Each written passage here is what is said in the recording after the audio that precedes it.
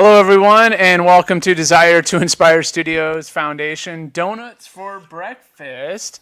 My name is Trevor Henley. I'm the inspirational activist and founder of Desire to Inspire Studios Foundation. And today with us, we have the Honorable Dr. Michael Pritchard. Always a pleasure. And Mike, you have something that we kind of want to talk about today. Well, because my wife is going through the garage and she's bringing up all these old articles about from Richard Halstead in the Marinite J about the time that you and I met, and this goes back 22 years now, and it was at Santa Fe High when you were a young person. And the work that you're doing now is, I feel like I'm passed the torch to you and your staff and your interns doing the work about the violence reduction and harm reduction that is really necessary in our culture. And I'm thinking about getting you and I both to reflect on the impact of 22 years. And what I said in the article to Halstead was, I feel like Paul Revere trying to tell people if we don't do something now in systemic and education systems, elementary, middle, even down to kindergarten, and then in college for violence, then we're going to have the hazing incidences at college where people lose their family members. We're going to lose people to hate crimes and violent hate crimes. And it only ratchets up to the point of, if, as Dr. Martin Luther King said, if you look the other way, it only gets worse. He knows this. We know this. And so what I was thinking of was, what do you think when you're thinking back? Because you're a dad now. You have a kid of your own and your wife, and the safety and the violence, and you're seeing it in the road rage. I mean, I saw 3 people pass me on the highway, okay, in an angry fashion. Now on the side roads, they're coming around you. And in the middle of a storm, the storm of the century for us here recently in California, Northern California, they know it's unsafe. They know it's risky. It is risk intensive, and they could lose their lives going around because this one lady who was just in a hurry, Right. in an aggressive way, almost hit another car with 2 people in it. And as I proceeded on, I saw them looking, and I was going like this. As a community member, like, I'm sorry, people are not well right now. And what I'm thinking is, you think back because you're at a different age now, and I notice it in my own kids. They're older, like your age, and I'm trying to figure out what has been the transition you've gone through watching this, and even in the past few years, get to the point where people are uncivil, and it's a reflection of violence that is triggerable on a way you and I never thought of even back then, right? Because we lost, folks, at Columbine, we lost 14 young people. Recently, Trevor and I here in this studio, we're doing a thing for Reiki cancer healers, and they do psychic wave stuff. And I mean, that may sound a lot woo-woo to you, but they've proven scientifically that prayer, meditation, and woo-woo can heal situations and heal people. So what I'm asking you and Trevor is, what do we do to kind of pump the brakes on all this again? And how do you reflect on what we were trying to teach you then, as opposed to the work you're doing now in this studio with your interns? Because you're teaching the same stuff. You're teaching collaboration, cooperation, kindness, compassion, equality, egalitarian, ethnic, and cultural issues. You're doing a magnificent job here with all these young people. But what do you think now? I'm glad I think I helped lay seeds that did this. But I would definitely say so. I mean, I think the one thing that is for sure between the 2 different times, 22 years ago and now. Right. I felt very fortunate in high school because I was at Santa Fe High School. Right. I felt it was a better representation of the Great. world than yes, Marin County. Right. Right. And so I felt very fortunate. And I remember in those Describe it for them interviews, so they well, understand. The way my uneducated brain called it back then was Right. that white was the minority. We weren't the minority. We were the biggest group of population, I think, at 40%. But Santa Fe High School's overall demographic, white was 40%, and Right. everything else was 60%. Right. You know, we had Asian, we had Mexican, we had black, we had all cultures and all races. Right.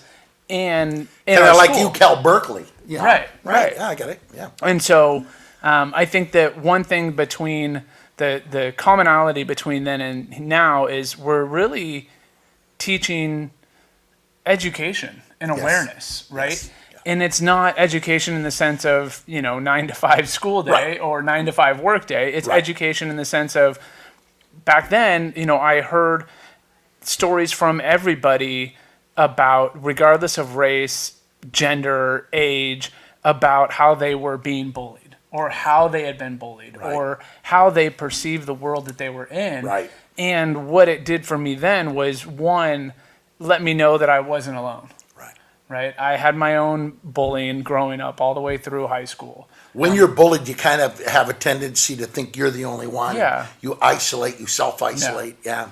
I just actually spoke to a bunch of high school students and other career counselors last night. Oh, good. And I went through my story of being in 5th grade and running from a group of my peers. And they said, the question was, what would you say to your 5th grade self now? Wow. And my answer was, I would tell myself that I wasn't alone. That I was just the most vocal and willing to stand up for myself and my own beliefs, but I wasn't alone. There were so many kids that came to me afterwards Why is that so important too, Trevor? to know that I'm not alone. Yeah. Mike, that seems like a stupid question. To know that I'm not alone is... It's the perfect I mean, question. it is. Well, It is. It really is. You know- Because, the thing is, it goes back to what we're doing today, right? Exactly. There's so much more we can do together than we can ever do on our own. And Say when it again. there's so much more we can do together than we can ever do on our own. And when you're isolated, regardless of what's happening in the world, your own little world is spinning. And whatever you believe to be true is to be true. That was And brilliantly put. when you don't expand that world into other people's world, you don't realize that other people are hurting and or other people can help. And I think the work between 22 years ago of being a student and talking about it, and then now still being a student of life and talking about it, I swear I've learned so much in these Donuts for Breakfast Yeah. programs and your talking staff about is diversity. multicultural and Yeah, Cesar and I Ra. mean, Ra and Cesar, and just talking about diversity and equity and understanding and the history behind it all it's sad to say, but history repeats itself. Right. And if you don't know the history, you can't move forward. Right. Right. And so I think that again, to tie it to 22 years ago and to today, is we're making a conscious effort to cross barriers, to create common bonds, Bridges. to create education and awareness of my story, of your story, of Grimshaw's story, of Right. Ra's story, of Cesar's story, of the people that we interview. The more media, the more education that gets out there, the more someone has a chance of finding it. Yes. And we're bombarded by tons and tons of media. And I think we talked about it a little bit earlier. Is like, now media is trying to point the blame at Facebook for the algorithms of hate and ensuing hate and violence. Well, maybe because it sells, maybe not because it's around all the time. This This is media as a whole, right? Yes. This is our nature, unfortunately, as a huge human nature, it's more popular to see someone else suffering than it is to see someone else helping someone else. a great leader said, you take a look at yourselves. You absolutely notice the splinter in your neighbor's eye, but you don't see the log in your own. Right. And smart guy, rabbi, teacher, smart guy, and spiritual. So what he is saying is, you strain out the gnat, you try to swallow the camel. There's hypocrisy in all of us. That was a quote from Jesus. So all of a sudden, the thing that gets me is when I think about hate, I think about saying that very thing to a group of angry, violent,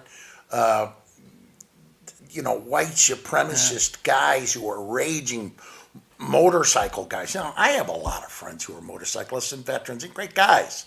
They're not hard or cruel, but what I did notice is this group conglomerated together was filled with a violent rage towards finding a target to hate.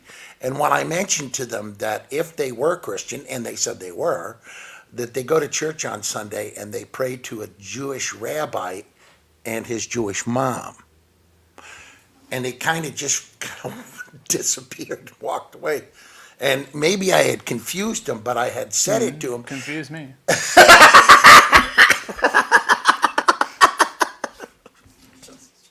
This is why I loved you on the show. So, and of course, why you got edited out. So Yeah, of course. All the wise ones do. Yes, well, when you're snarky, malarkey. Right. But, we're looking for salient points that teach things. Trevor was funny. Wait.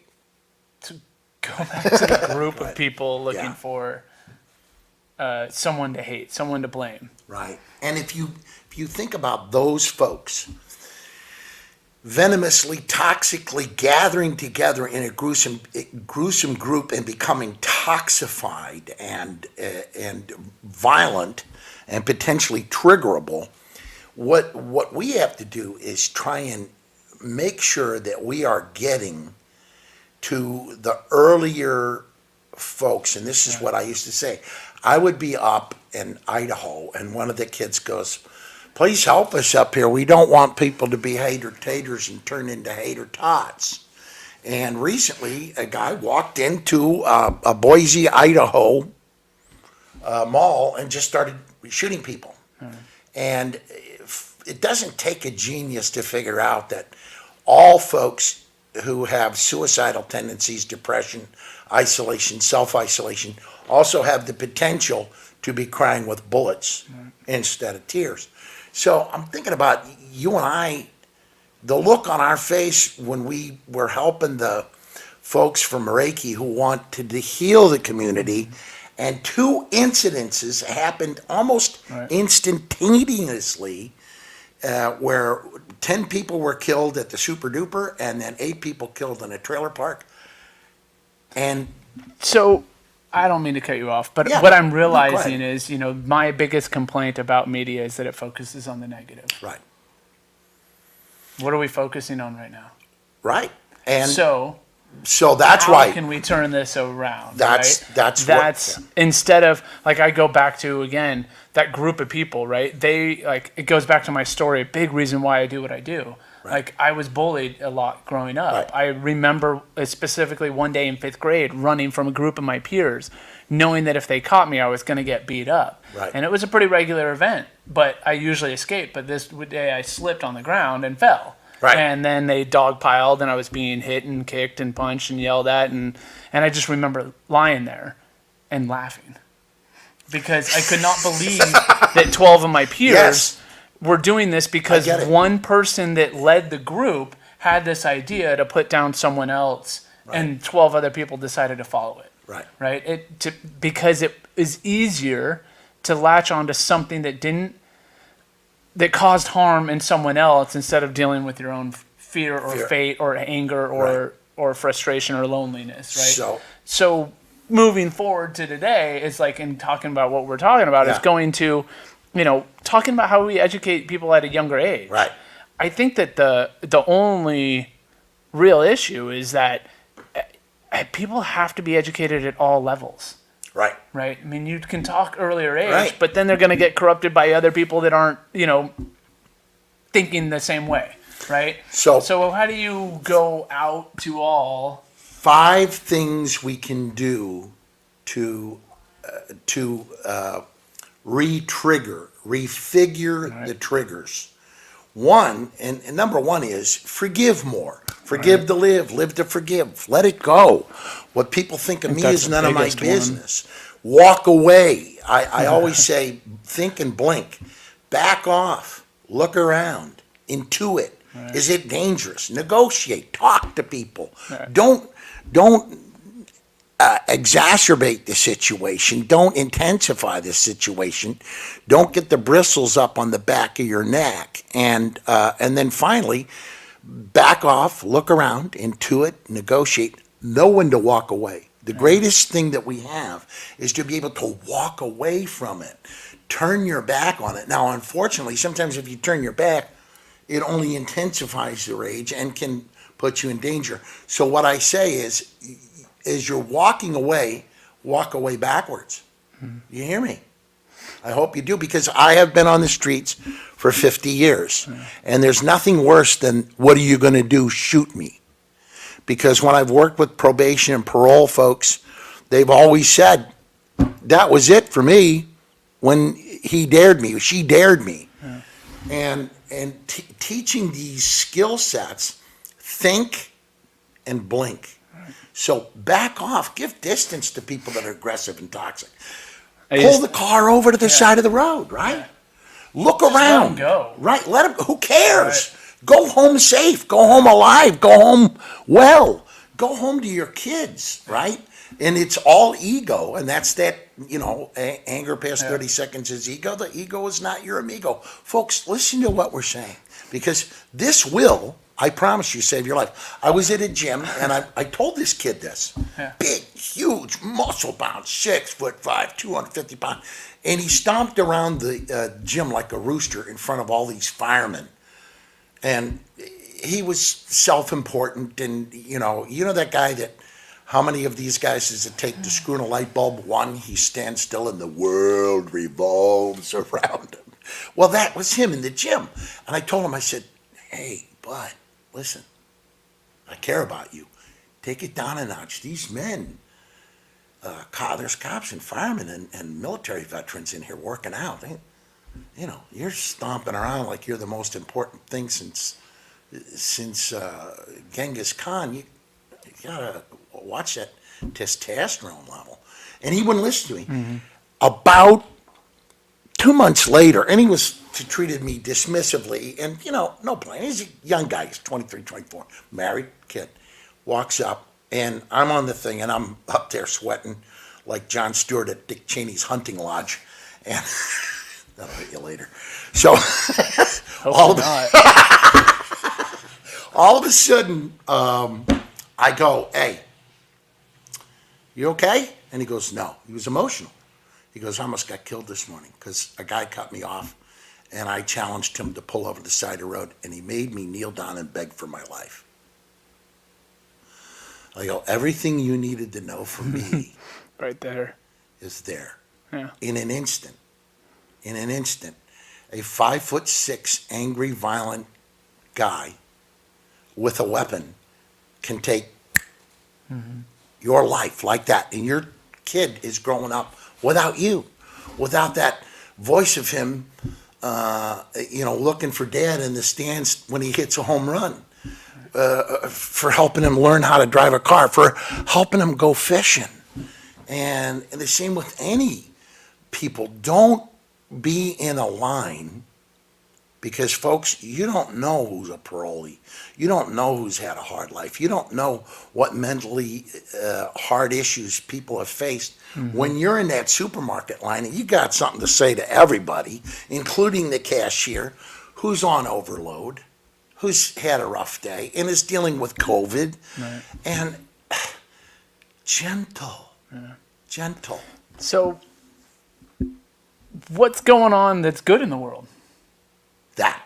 What? Exactly what we just talked about. Forgiveness? Calming? There are so many people who are into serenity, so many kind oases of humanity. Seek them out. there's so many wonderful people. I work with wonderful people all day long. I work with clergy, I work with doctors, I work with nurses. I was the other day working at a rehab in the city with all these men who have recovered their lives through quitting their addictions, and they're just good souls, hardworking men who want to help the rehab house that they were in get refixed. And so there's the generosity of spirit that each of us can be an oasis, or we can be an emotional porcupine, right? For good. For good. What's interesting the other day is I just realized October 20th celebrated 8 years clean and sober for me. There we go. And I passed right on by and I went, hey, wait a second. I had a birthday. Not a real birthday, but a real birthday. But it is a real birthday. It is a real because birthday. It's a regeneration, a renewal, Every a day. reactivation of the spirit that was given you as a gift in life to be able to bless other people or curse other people, and you've chosen to start blessing other people, including your wife and son. And so what I say is, what's good going on in the world? So many things. If you ever read all of the reports in the Bloomberg Q News about the environment, about things, they're creating smart guns, folks, that will help you. The only way you can use that gun is if it identifies you biometrically. There's a kid who created plastic scoops on the ocean because of the currents. He was 12 when he invented this. We have a generation of young people coming our way. They're brilliant, and they are neurodiverse. Many of them have neurodiversity issues. Hey, Mike, neurodiversity has come up multiple times in conversations that I had. And yesterday when I was speaking to the high school kids, there was a sheriff, Josie, local. Yes. And she goes, I'm really glad that you mentioned neurodiversity. Like, I'm ADHD, I am this, and it has been the best thing ever for me. And I was like, high five, because seriously, I wasn't diagnosed, but I'm definitely dyslexic. Yes. Or I say, Dyslexic. I was like, wait a second, I actually said it right. But it's one of the biggest gifts for me. So what is neurodiversity? Because that's a huge education opportunity. If you go to our website, it's a place called Grant's Crusade.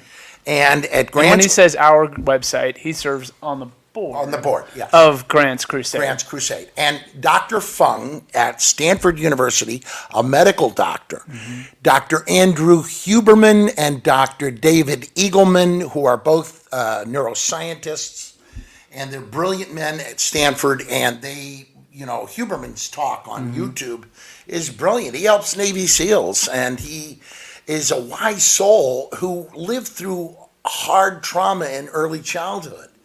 And then the light bulb came on. We choose who we can become. The neurodiversity is I have ADD, HD, and I had C's all the way through high school, all the way through. I mean, everybody, and D's. Okay, I'll cop. Anyway. I mentioned yesterday, I was like, I did not do well in school. I was suspending in kindergarten all the way through basically my middle school years. And in high school, I was always in trouble until I figured out how to be the TA for the vice principal that handed out the referral slips. Yeah. And I had a 0.5 GPA at one point. I graduated from high school and college as an underachiever. And I now lecture at some of the finest universities in the world. And it's because of neuroplasticity, which means the brain can grow and teach itself to grow and become like a computer that once enhanced and identified as neurodiverse, like obsessive compulsive disorder. We can help each other. Many of these folks have anxieties. And my big issue is when I would go to prisons and I would go to jails, I would see brilliant young women and men who were very neurodiverse, but because they were under-resourced, they were marginalized, attacked, shunned, shamed, humiliated, teased, tormented, and at home and family, because you're lackadaisical, you're unwilling to Right. apply yourself. We And just didn't fit into the system. the system didn't know how. Right. And there's no sense blaming the system, folks. Fix it. Right. Fix the system. Start talking about this issue in front of people so a kid can be inclined to say, I'm not what they're defining me to be, Right. and I have the ability to go off. I might someday be Elon Musk. I might be Mark Zuckerberg. I might be Bill Gates. I might be Michael Pritchard. Michael Pritchard and Trevor Henley. And just do good to do good to do good. So to summarize neurodiversity, Right. I mean, the way I kind of explain it to people is like if they don't have a clue what it is, I said, well, do you know what ADHD is? Autism, dyslexia. Do you know the spectrum, right? And 9 times out of 10, it's like, yeah, oh yeah. And I'm like, well, think of it this way. Neurodiversity is utilizing that description to explain all of those different things as gifts, as opposed to detriments to society or detriments to the system or the school system or the workforce.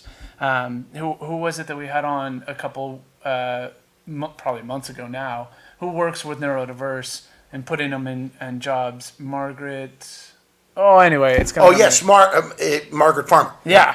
What organization was and that? it's from North Bay United Cerebral Palsy of the North Bay. Yeah. So it's a way of looking at what is past defined as a deficit or a detriment to the system or whatever as a gift, and how do we enable and allow those gifts to flourish while working within the system that we've got, right? Exactly. So here I'm with Robin Williams, and Right. we have a guy who's kind of I brought him. He was a veteran, and he was also a parolee. And I made him come play basketball with us, and we're all playing and everything. Great guy. And he spent some time in Stir. And one of the Down syndrome guys walks up, and he's got the furrowed brow and the intensity, and he likes playing basketball, and he's absorbing the day as we're playing with the kids at Red King.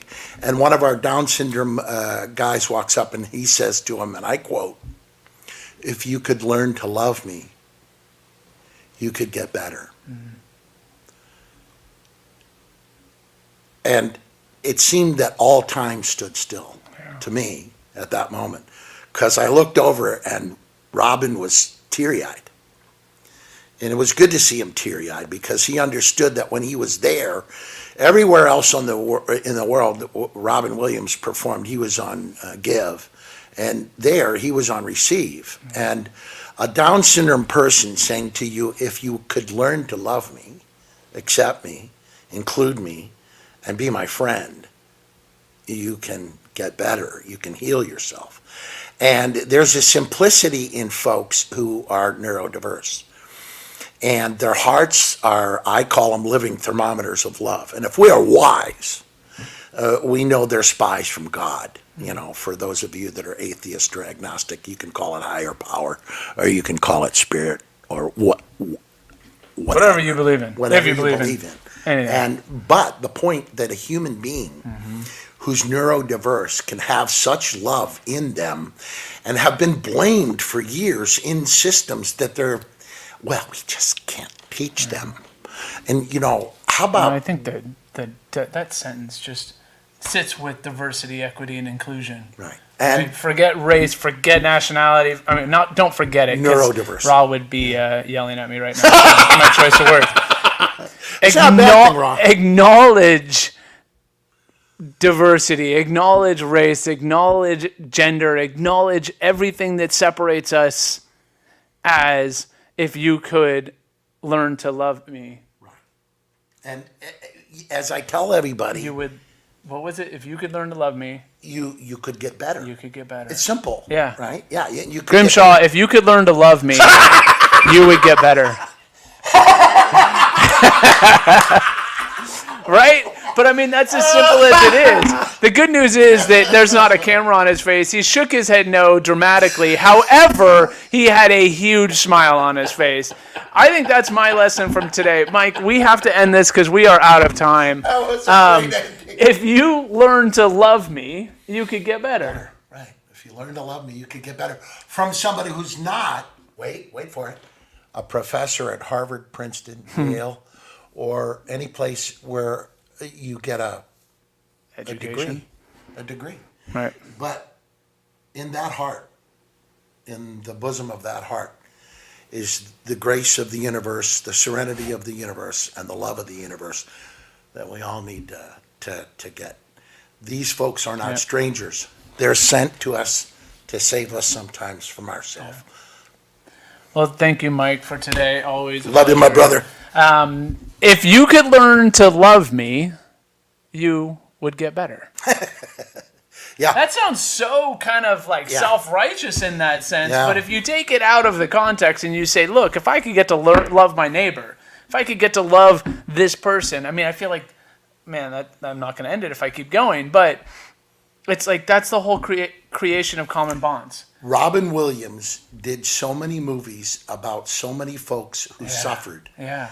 And then in that I love moment, Patch Adams when you said that. when I looked over at him and he's welling up with tears, and I felt good that I always made him come. He would come with Susan and Casey and Peter, and I would go, this is learning. Right. This is the womb where we learn, love. Maybe adapting that statement now. If you could learn to love me, we could get better. Yeah, Right. and if I like that. if you made a T-shirt that said, if you could learn, because you put all these different people on it, if you could learn to love me, you could get better. Right. Or All we of could us. get better. Yeah. Let's go to the Right. we. I like that. All right, buddy. So, Michael, always thank you. All right. Thank you very much, Grimshaw, for being here and manning our behind-the-scenes production. Shout out to Christopher Grimshaw. What? Again, thank you for joining us for Donuts for Breakfast. If you could learn to love us, we all could get better. Have a wonderful day and go out there and be people helping people. Thank you.